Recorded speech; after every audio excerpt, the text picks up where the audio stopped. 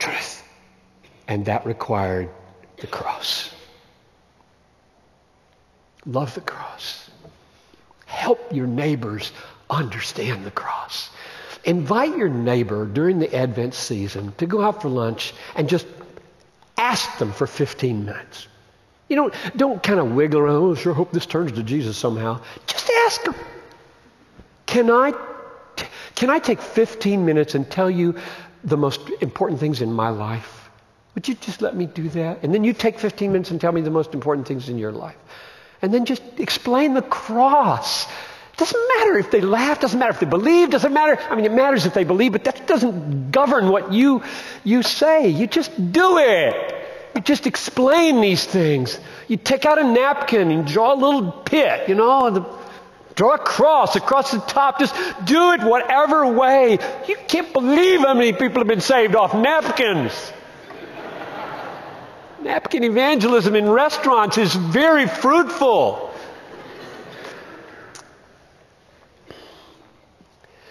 Because they see you love them. They see you love them. You're just not playing games anymore. You're not trying to get a soccer analogy, Just tell them. Just ask them if you can say it.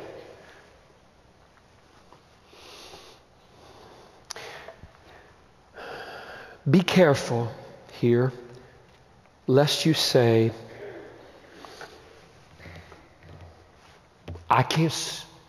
we're not there. We can't see it. It says, we have seen His glory. Glory is of the only Son from the Father. Well, we weren't there. We weren't there.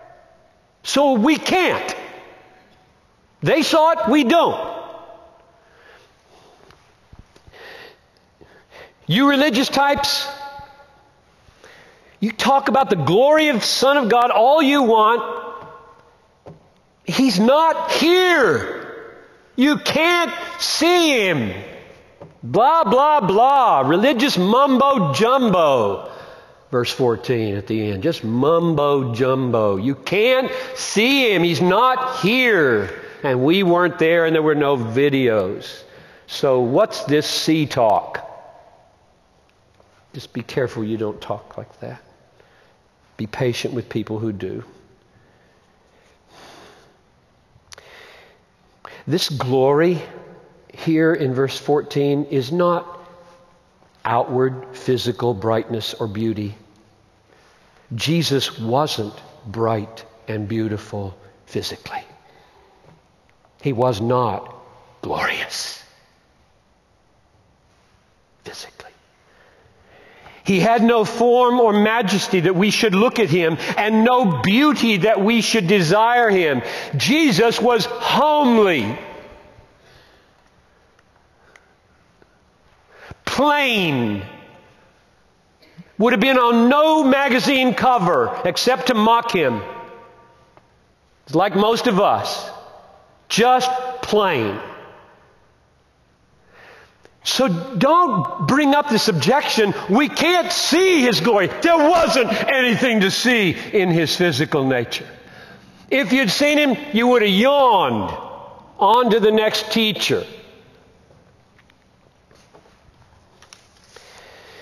And don't think that His glory consisted in miracle working. Guess what? Thousands of people saw it and didn't see anything. You know how many people were standing at the tomb of Lazarus? He'd been dead 4 days. He stank. And Jesus raised him from the dead. And do you know what people did? They went to the Jewish leaders to plot Jesus' death. If they go on like this, people are going to believe in Him, they said. Like, yes, but evidently not. Not for many.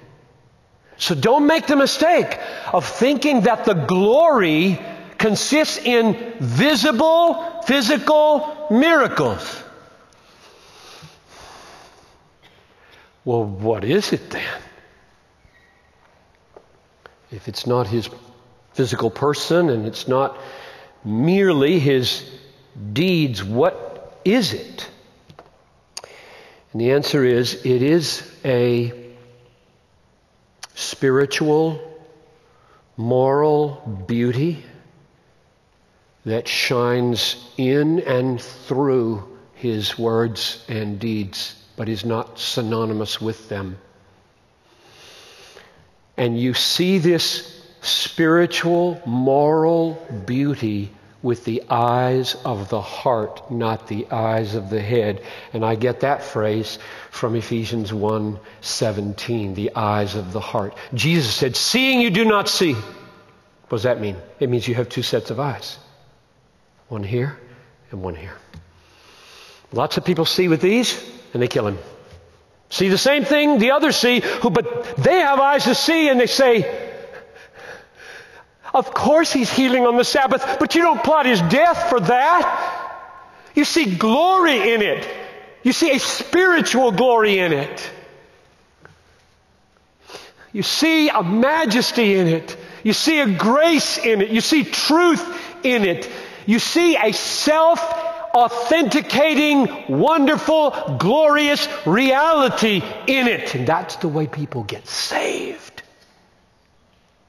By the Holy Spirit, these eyes open.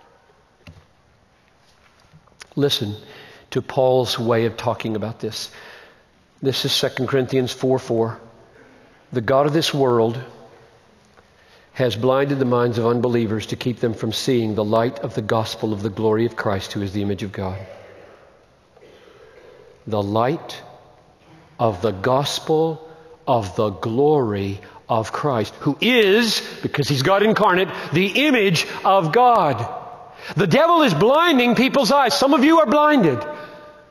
I hope you don't stay blinded. And what that means is the devil is working overtime to keep every possible ray of light spiritually from shining into your dead heart, so that you would recognize in the gospel something self-authenticatingly, majestically, gloriously true about Jesus Christ, and would bow before him as your Lord, unshakably in his allegiance. That's what the devil does not want to happen, and he's blinding the minds of unbelievers everywhere to keep them from seeing that. And that glory that's referred to in 2 Corinthians 4:4 is exactly the same glory as verse 14 here, glory as of the only Son from the Father, full of grace and truth. My prayer is that in preaching and living through the Gospel of John, your eyes will be opened.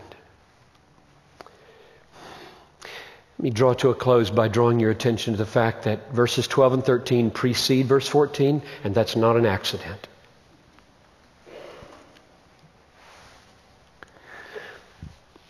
To all who did receive him, Jesus, the Word who became flesh, to all who did receive him, and believed in his name, so receive, believe, he gave the right to become children of God. So you've got receive, believe, child of God, who were born, now you got new birth, born not of the blood, nor of the will of flesh, nor of the will of man, but of God. Born from above, born of God. Now I get four things: receive, believe, children of God, born.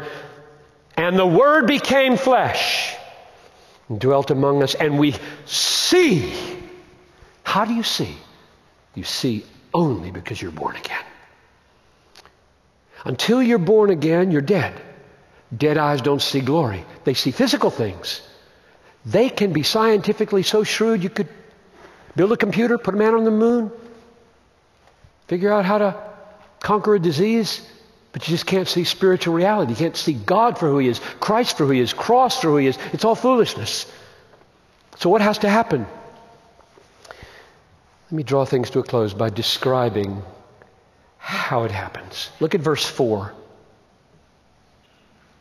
Back up to 4.